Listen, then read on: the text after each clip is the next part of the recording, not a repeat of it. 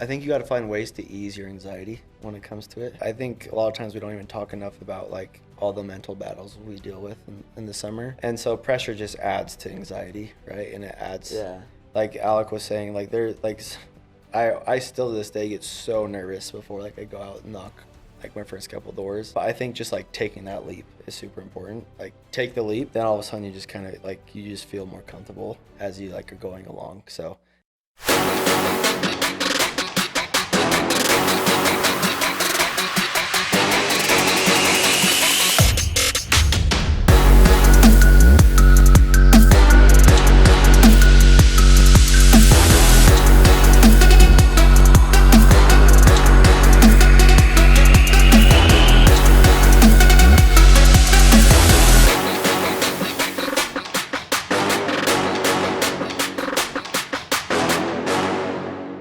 Welcome everybody to the D2D podcast, the Golden Door Deep Dive segment. I'm your host, Roz. We got a big dog in the house, dude. Introduce yourself. Let everyone know who you are. I don't know how much of a big dog I am, but appreciate it.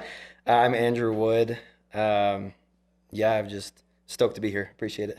Dude, absolutely. Dude, how are you doing? How's Provo, Utah treating you? It's good.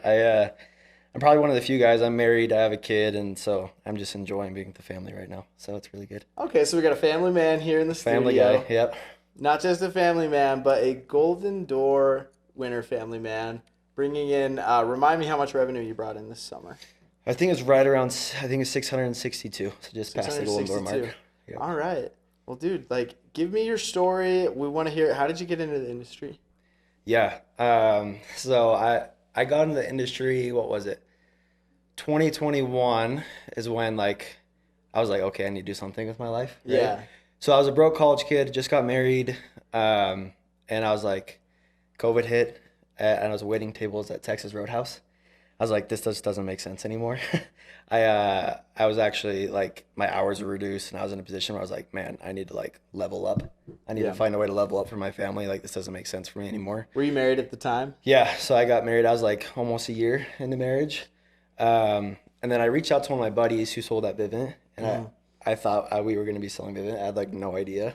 We could have been selling paper clips door to door. I just knew it was like a good way to make money. Yeah. Right. And so I reached out to him. I was like, hey, like, can I like listen about this whole door to door thing? I don't know much about it.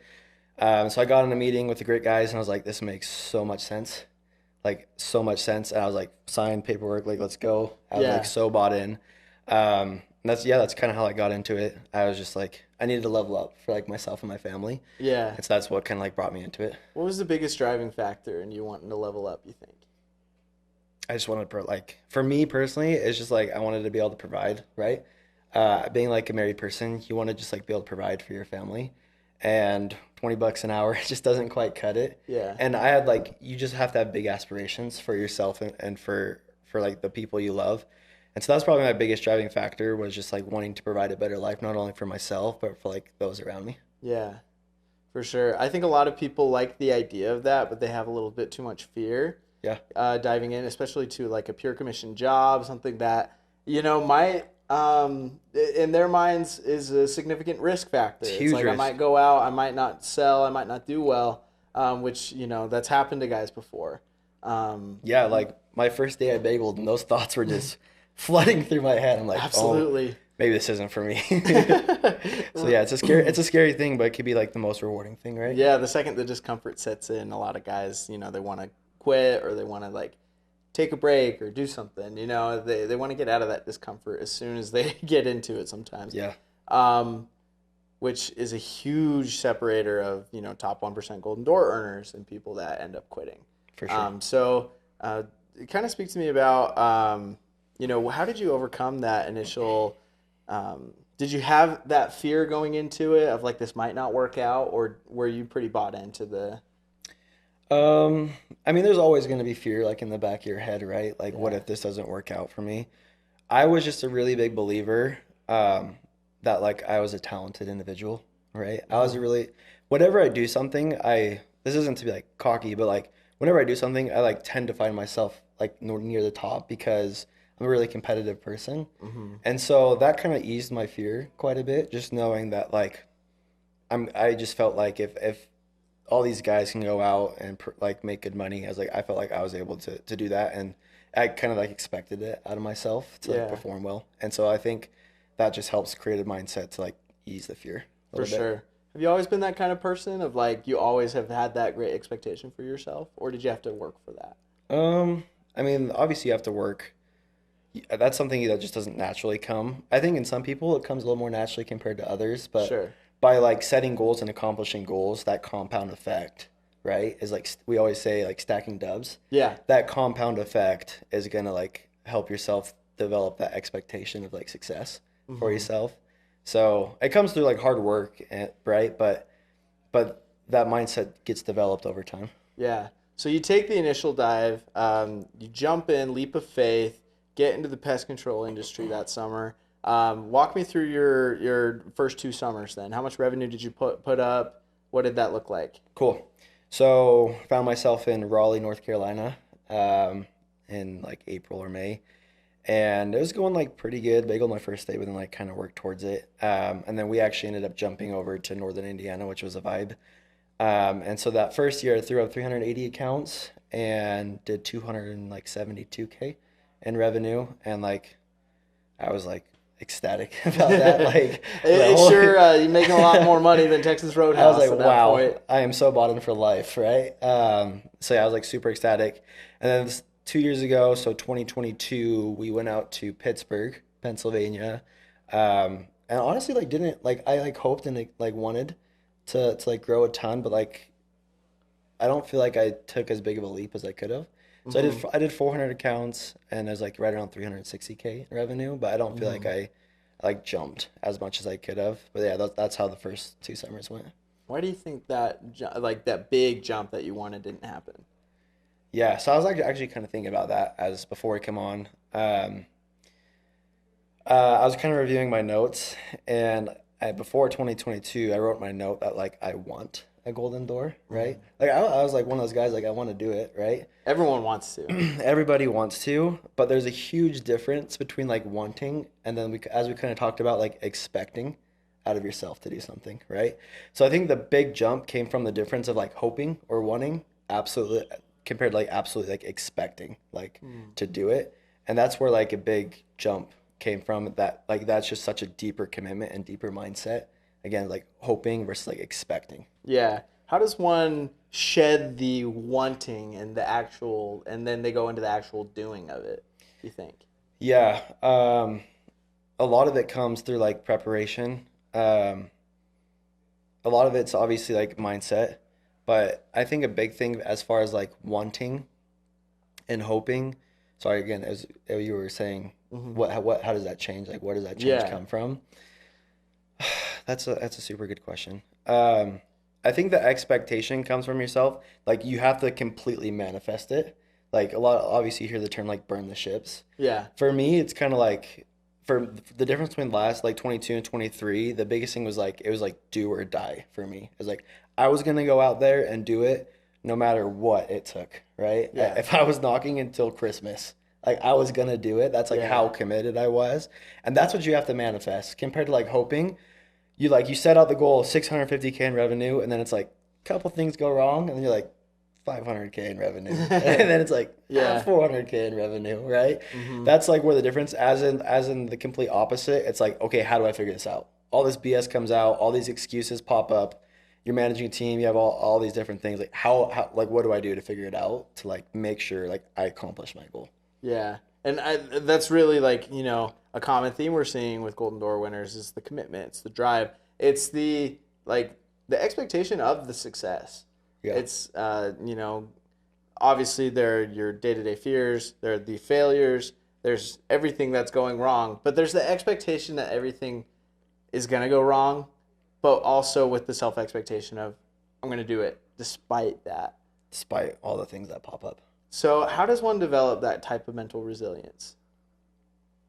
Yeah, I'm sure lots of guys have talked about like stacking dubs, right? And like Yeah. and doing things. And like some people take it to the extreme, right? Like go Mhm. out and run marathons and all those types of things. And that I think that stuff's super, super great. For me, like one of my biggest mental battles, like in the off season, it takes a lot of preparation, was like waking up early.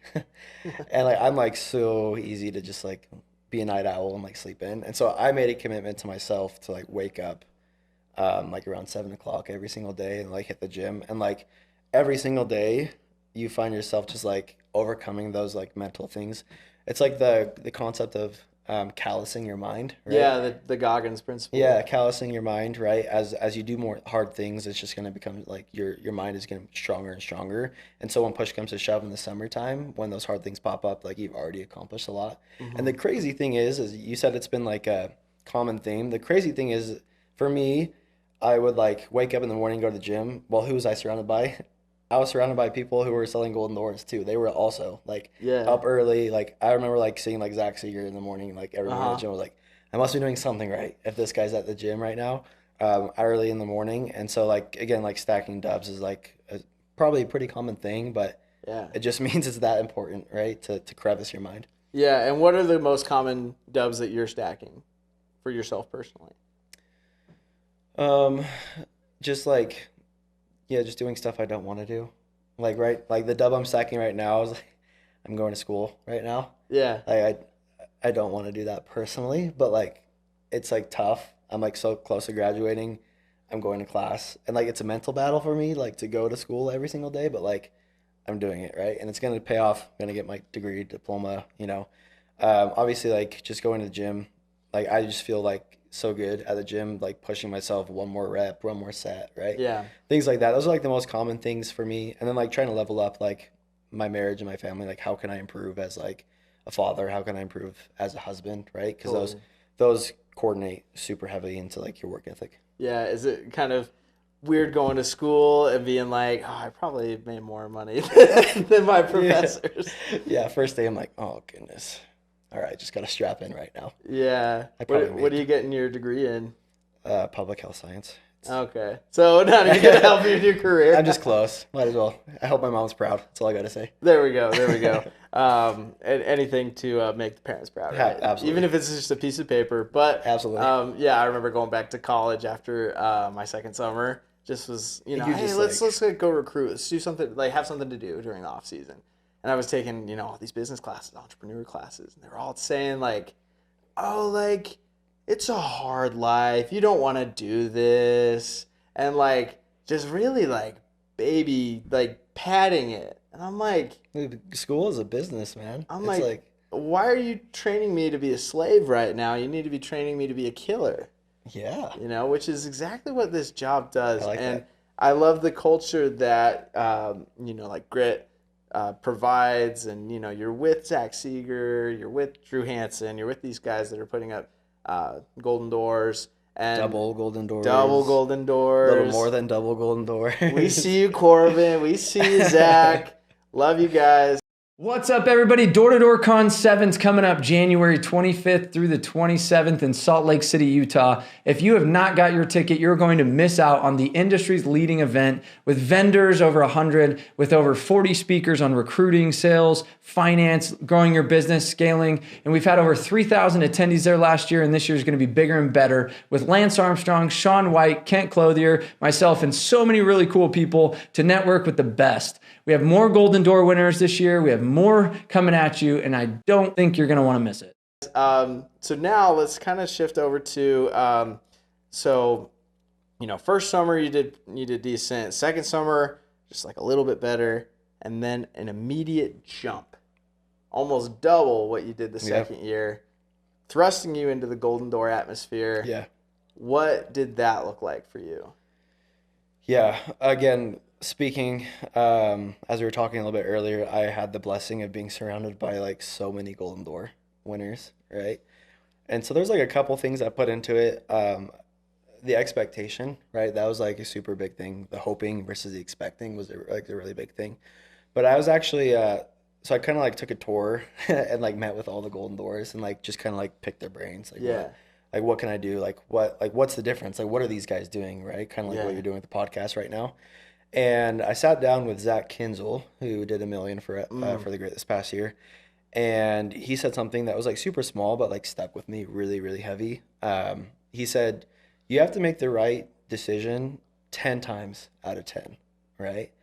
And for me, I realized super quickly that like in the previous summers, I'd make the right decision like 6, 7, 8 times out of 10. Yeah. But the Golden Door guys are so committed that they will make that right decision 10 times out of 10. Yeah. And like everybody has it. Like when they're out in the summer, there's like a voice in the back of their heads telling them like, you can like call it like a Golden Door voice or whatever, but like there's like a voice in the back of your head that's just like, I should probably stay out a little bit longer, right? I should probably like even like go to bed a little bit sooner so I have more energy for the next day. Maybe I shouldn't like sit down at lunch. Maybe I just grab lunch and just head out, right? Maybe I shouldn't take a super long break, right? That's like, and listening to that voice like 7, 8 times out of 10 produces like really good reps. Yeah. But listening to that voice and acting on it 10 times out of 10 produces like great reps. And Yeah. produces Golden Door reps and elite reps and $1 million reps, right? So making the right decision 10 times out of 10 is super important because I developed the mindset, but the mindset without any of the action, right? Without acting on it. Because if your mind's going to tell you, you have to Faith listen without to it. works is dead. Absolutely. Shout out. But yeah, you have to not only like develop the mindset, but you have to act on that mindset every single time. And I think that's a very, very profound principle. You know, something that I was taught by one of my mentors. Shout out Doug Cartwright. He told me once, he's like, you know, we need to make the hard decisions early so that way when we're in the thick of it, we're not having to wrestle with making the decision of, oh, am I going to go home early? Just am I like going to do this? Because the key principle is fatigue will make a coward out of anyone. that's And deep. if we wrestle with those decisions, what are we doing? We're expending energy on those decisions that we don't need to be wasting our time and energy on. Because if we know who we are, we know that identity that we have that Golden Door mindset, then that, like you said, 10 out of 10 of the times that Making the decision's right made, that's the difference maker. Because the thing is, it's like, honestly, it's easier to be 100% consistent than it is to be 90% consistent. Facts. Because what happens is with that 10% consistency, you're not getting the results, but you just put in all of the work. Yeah. And that's a huge thing with this job that people go through. It's like they'll get up early, they'll do their gym routine, they'll go to the doors, but then it's like the little things fall through the cracks. And they're not, you know, they're making 6 right decisions out of 10. Yep. But it's the 4 they needed to level up. Yeah. And it's a wild principle. What would you say to someone that might be struggling with that? Yeah, I mean, it's the similar concept of like burn the ships. Just like we pre-overcome on the doors objections, you have to pre-overcome the difficulties that come through the day because this job is so freaking hard. Yeah. Sometimes, like, if you're like in Texas and it's 110 outside and like it's really easy to like, I'm gonna go sit in my car for 20 minutes. That's like, Oh, especially that Texas heat. oh, dude, it's like so easy. And so you just coming along with like stacking dubs, you just have to like fully commit. I'm gonna listen to that right side of the voice every single time because you just said it. It's way easier to make the right choice 100% of the time compared to 90%, and that's just all the difference in the world. Yeah, absolutely. And I think, you know, people want to not believe that, but it's true. So now, like, let's look at, because a big core piece of this is identity. It's how you view yourself.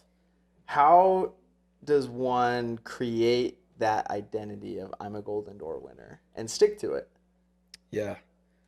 That's a good question. For me, I remember just thinking like seeing like other Golden Door reps, I just felt like I was on their level to a sense. And so a lot of it has to come with like a deep rooted confidence that again, you could build that. It doesn't need to come naturally. Yeah. But develop like a deep rooted confidence in accomplishing great things in your life or whatever it may be. So I think that's super important. I remember thinking before this past summer, just like this. Hopefully, this doesn't come off like too like cocky, but like I remember thinking like I'm way too talented not to sell a Golden Door. And it's crazy. The people that sell a Golden Door necessarily aren't even like the most talented, but again, they're just the most committed and they're willing they're willing to like work the hardest. And like sometimes like they're not even like the most like social. They're not like the tallest, the best looking, right? Yeah. We have a variety of golden doors across the industry. And so everybody's identity is going to be way different. One golden door is going to look way different than another golden door, but like be yourself, but be super confident with yourself, right? Yeah. That's like super important. And like see yourself on the same level as golden door reps. That's like what's going to change. Or see yourself above in a sense, and then oh shoot, you ended up on the same level playing field and you're still a golden door rep, you know? Yeah, absolutely. And it's crazy because it's like, you know, you're the 10th guy we've had on the podcast. It's like everyone we've talked to, they've all been, you know, down to Way earth, different. incredible guys. There's definitely like, you know, a difference. But at the same time, it's like, you guys are just regular dudes too. We're just chillers. You know, it's like, and you guys all deal with the same crap too, if not more, because you're selling at a higher level. There's just, with bigger accomplishments come bigger challenges as well. It's like, you know, you got guys like Alec Withers coming on the podcast as talking about like, dude, like there were a couple days I was puking before the doors because I was just so like, That guy's amazing. I was afraid, like I was nervous, but I just did it anyways. And that's like, that's the X factor. The guys who are willing to push past the fear, push past the discomfort, and embrace the winning culture, and embrace the what they have deep inside them and what they feel like they can actually do, and do to achieve that. So, remind me what market you were in this last summer then. So kind of like two markets, but all on the same. So I was in Louisiana and Mississippi, so just that border, The South. the dirty South. Did you get your accent dialed in? Everyone was like, "You're not from here." I'm like, "You're right. I'm not from here." And then we finished the summer in Tyler, Texas, so very East Texas. So similar area. Okay, so you did a little sweep through Just the South, a little tour. right in the heart of the Bible Belt. Yep. What were the biggest challenges you saw in those areas? Like the market? Yeah. Every market's different, right? But every market's super great. In the South, like some of the bigger challenges were like having money for the service, right? That's like a reality. And then obviously there's, for pest control, there's so many bugs down in the South. So there's a ton of companies down there, right? And so just like learning the little local companies and like figuring ways to like switch them over and things like that. And so for me, like in the past, I'd sold in like somewhat softer markets, and then like going into a little bit more competitive, a lot more switchover. That was one of the biggest challenges for me, was like learning how to like master like a switchover sale, because it's like so important nowadays. Yeah, what did it take for you to master that? I think it just comes with like the commitment of it. Like it's more or less the exact same thing. You find the problem and you just solve the problem, right? Whether that problem is they have bugs because they have a company or not, Yeah. or whether that problem, their company is like not meeting all the expectations they have. So you just find the problem, meet the problem, and don't overcomplicate it. I think in the past I like overcomplicated switchovers, right? Sure. I'd be like intimidated by them. I remember my rookie year, I'd be like, "Oh, you guys have a company? Sounds like you're set. Have a good day," right? Just walk away. Yeah. Which is like I just left so much on the table, because like sometimes those are the easiest deals. Oh, like you got a wasp nest up there, cool. Well, this is the difference, right? This is what we're gonna do differently for you. Yeah. And then just assuming the sale, like just assuming, you got to build a ton of value, right? Because we weren't charging less for sure than all the companies out there. Yeah. So building like a ton of value, but just like getting it down once, and then all of a sudden, oh, there's another one. It's again stacking all the dubs, and then all of a sudden you're like excited when someone has a company. You hear someone has XYZ pest control, and you're like, yeah, I've switched over like 50 so far. Like, this is another sale, right? That's like the mentality that gets developed. That's awesome, because it really is just like paradigms and perceptions. Yeah. At that point, it's like if you can train yourself to get excited over something like that, at that point it's a walk in the park. Yeah. What were some of the other challenges you had to overcome this year to get to Golden Door? I think this is like one of my first years, like just like managing as well. Like, I had an incredible co-manager, which was super, super awesome. So I think like I've never been like the guy before where like you led from the front, right? I've always had like people on my team that were like super elite sellers, right? And so like that was like one of the pressure of like being the guy every single day was like a lot, right? Yeah. It's like if I don't go perform today, who else is gonna go perform today? So I need to go lead from the front. And that's a lot. Like that, a lot of times we put a ton of pressure on myself, and I put a ton of pressure on myself, right? Yeah. That was a difficult thing, knowing that we had other super great reps on our team, but knowing that if I wasn't going to perform, so the team wasn't probably going to have like a great day. And like I have to try out and go get the first sale. I got to knock the longest and go get the last sale. And so like that's like tough, right? But again, we always say pressure is a privilege. And so almost in a way kind of making it a win because it just pushes you all much more. Yeah. Yeah, and it's a difficult mindset to shift into of like, not taking that pressure and collapsing underneath it. Folding. Is what would you kind of speak to on like how to really shift your mindset around it As far as pressure? Yeah. I think you got to find ways to ease your anxiety when it comes to it. I think a lot of times we don't even talk enough about like all the mental battles we deal with in the summer. Yeah. And so pressure just adds to anxiety, right? And it adds, Yeah.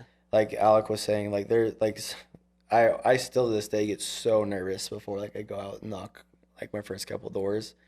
But I think just like taking that leap is super important. Like take the leap, then all of a sudden you just kind of like you just feel more comfortable as you like are going along. So that initial leap is just so important. It's almost just like jumping off a cliff. Just like don't think about it, just go do it. And then once you get in the flow, like once you get in your flow state on the doors, then you're fine. Yeah. Right. But yeah, taking the leap's the toughest part. But and for me, it was just like I would get out and I wouldn't even give myself time to sit in my car. I'd be like, all right, I'm immediately gonna go knock a door. Yeah. Like, get the jitters out, right? Yeah. To start. Yeah. Hardest door is the car door. Oftentimes you just got to go out and do it. That's true. Yeah, absolutely. And it's funny too, because I mean, there are two different ways to look at it. There's the pressures of privilege, just lean into the discomfort, and then there's also the element of just like simplifying it. Yeah. As like Nate Nate Van Dyke and I were talking about this on the last podcast. That was just like, all we're doing is just riding around on a Segway and talking so to people. True. You just gotta laugh at yourself sometimes. You gotta be willing to laugh at yourself. Yeah. On a scooter, knocking doors. Just knocking on a door. Hey, you want to take a ride? Yeah. It's amazing what people are willing to look past if you're willing to laugh at yourself and not. You gotta be able to laugh at yourself. You have to. So yeah, you can't be way too hard on yourself. Absolutely. So now let's kind of shift gears into D2D-Con.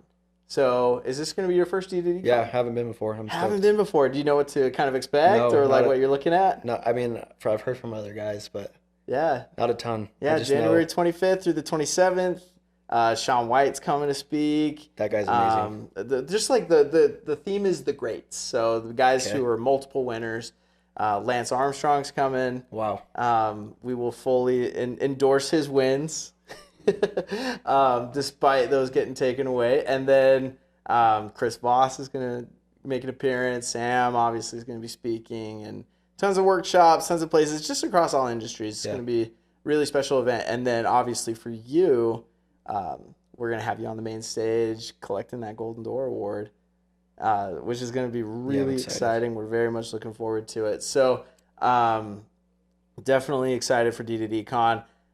Shifting over a little bit because, D2D-Con, it's an investment for people. It's, shelling out a few $100 and maybe a plane ticket, maybe a hotel. Coming up. It's an investment in themselves. Have you done anything to invest in yourself, or what does that aspect of it look like for you? Yeah, I was actually just kind of thinking about, like, what do I need to do to, like, invest in myself, like, right now, right? Uh-huh. I mean, I guess you could say school is like investing in myself, but like I think that's really important to invest in yourself and your growth and your development. For me, I was super blessed to like be surrounded by such amazing people at the Grit. There's gonna be like 34 Golden Doors or something like that, something crazy from there. So you're just surrounded by greatness all the time. In my opinion, I might have like a skewed view, but in my opinion, you're just surrounded by greatness all the time. And I take that for granted so much. A lot of people like just don't have that opportunity to just be surrounded by. So I think investing in yourself is like a big part of it is choosing the people you're with. Yeah. right? You always hear you're the average of the 5 people you're around.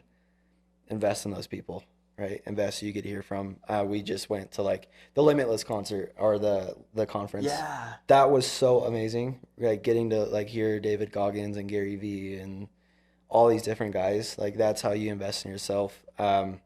We just went out.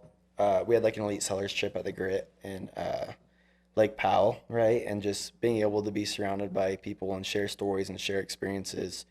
That's like, in my opinion, investing in yourself and rewarding yourself in a type of bit. We actually had Ryan, who I'm spacing his last name, but he's the one that put on the Limitless, and he came out in his helicopter. Oh, Ryan Smith, the No, Qualtrics guy. no. Different guy? Ryan, I'm spacing. His Instagram handle is Racefly. Okay. A big helicopter guy. Anyways, getting to hear from him was amazing. But like just being able to listen to people who've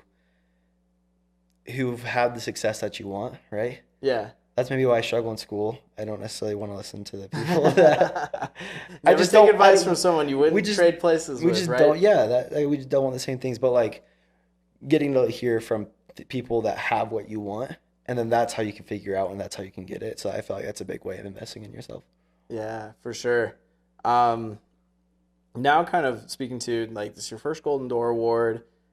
Do you see this being a regular thing? Like what's the plan for the future for you? It's a good question. For sure, another Golden Door. That I fully expect that out of myself. It's crazy that your mind just wants to like level up, right? Like Yeah. how can I? Okay, I've done the Golden Door. Like how can I level up even more? Yeah. And so I'm not 100% sure what that looks like for me yet, but I Sure. know a ton of guys have like made the leap from 650 to like 1 million, or I mean, maybe like the Golden Door number gets raised or something like that, Sure. right? So I want to level up in a lot of aspects, and I think for me, a lot of it will be like, how can I grow like my brand and my team, right? That's going to be a huge aspect of leveling up for me, is like making it sustainable for my family and for myself. So that's what a lot of this year is going to be focused. But for sure, number 2 will be next year. Awesome. I want to speak to leadership a little bit. In your opinion, what does it take to be a great leader? Yeah, gotta lead from the front. Like, I've had leaders who talk but don't walk the walk, Yeah. and like those leaders are still like awesome, but like they're not someone that you will like blindly follow and you just want to be like them. But the leaders that I absolutely respect and I strive to be are not only the ones that like say things, but they actually follow up every single time.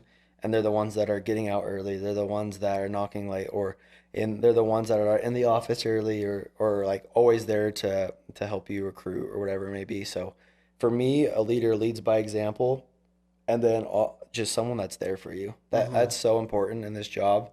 Just like being a friend, a leader is for sure has to be a friend. Yeah. Like almost, in my opinion. And then there's times when you have to like be stern, but a leader needs to like you need to be able to come to a leader and be like, hey, I need help with something. And that's where a lot of like a friend aspect comes into it. Yeah. What do you think is the number one mistake leaders make? Not being relatable enough. Like as a leader, you got to play so many different roles and wear so many different hats. Yeah.